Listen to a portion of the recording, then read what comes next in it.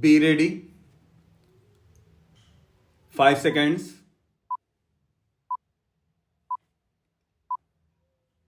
Start.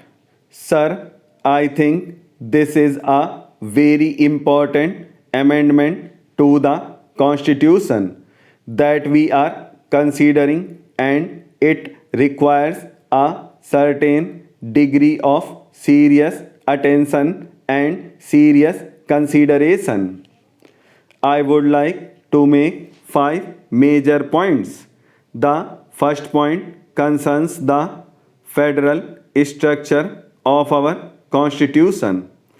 I remember that it was very wonderful and very nice to hear my old friend, colleague, somebody with whom I had interacted for more than 2 decades, and somebody with whom I had many a contentious argument, and particularly on this issue as well. And it was wonderful to hear him once again. So, welcome back and thank you very much for what you have said. But I would have also liked to add as a compliment and not to be considered as an offense that he sounds much better from the other side of the house instead of this side of the house. So, thank you very much for that. Sir, this is an issue on which we have a very serious point. Article 1 of the Constitution of India says India, that is Bharat, is a union of states. Without the states, there is no India, and the federal structure of our constitution springs from that concept, and therefore the entire structure, the federal structure, and the rights of the states is something that is absolutely fundamental to the Indian Constitution. It is that Constitution because of which all of us are here and are discussing, and therefore this issue of a general goods tax services were not included at that point of time when the constitution was being debated. What is being talked about was taxes on goods. This is not a new concept that has come up now. It has been going on in our country at least since the Constituent Assembly debates. The question was whether the states should have the right to have a sales tax. Let me quote Dr. Ambedkar on this issue in the Constituent Assembly debates. What does he say?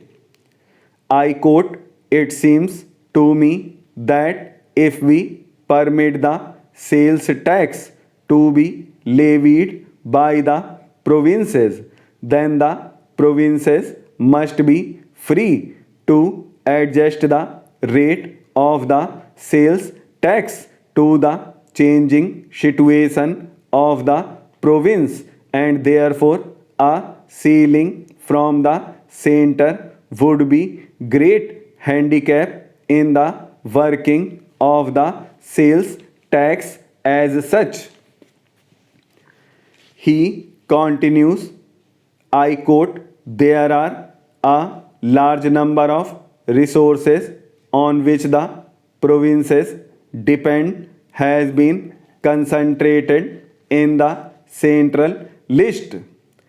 It is desirable at least to leave one important source of revenue with the provinces.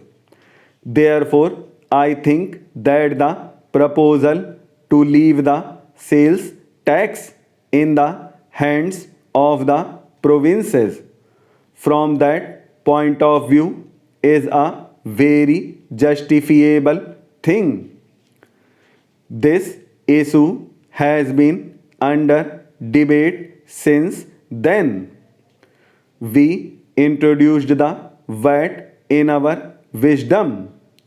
Much of that has been encroached upon. Now the GST bringing the services also into its ambit along with the goods will virtually take away this right. Now the state governments, which were called the provinces, then not having any right to raise resources from whatever they would consider they are elected, they considered as important for the welfare of the people in those states, that will now be prohibited. How are you going to address this issue? I myself told this to the finance minister, and he said that at the time when the GST bill comes, this should be addressed, leaving some flexibility to the states. I will tell you why today you have the Kerala government from where you come. Sir, the state has imposed a tax called the health tax. It is on your fast food and all these sorts of food items that increase obesity. It is a very noble thought. It has been welcomed immediately.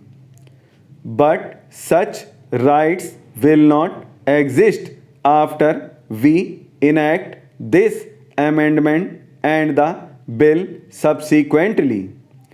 Take the case of the state where I come from. A tax has been imposed, a surcharge on cigarettes has been imposed to raise revenue to pay for the victims of the Sharda scam.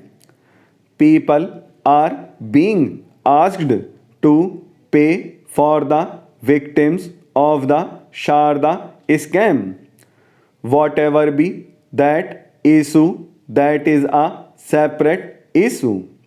Such rights do not exist in case of national calamities. Are we to reduce the elected state governments wherefrom the people of these states come to the center with a begging bowl, saying that declare so and so issue as a national disaster and give us certain amount of money? What will be the legitimate rights of the states? And we are the council of states in this august house. How do we protect that right? That is an important point that needs to be considered, and therefore I would request the finance minister when he replies today to ensure that there is a flexibility of this nature whereby the states do not end up actually coming with a begging bowl to the center in following years later.